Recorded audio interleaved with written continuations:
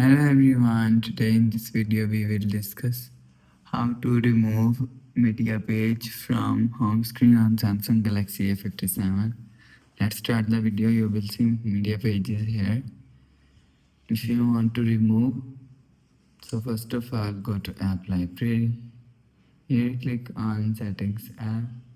Now in setting, scroll down and click on home screen. After click on home screen, scroll down. Scroll down and you will see add media page to home screen is here. If you want to remove media page from home screen, so turn off this button.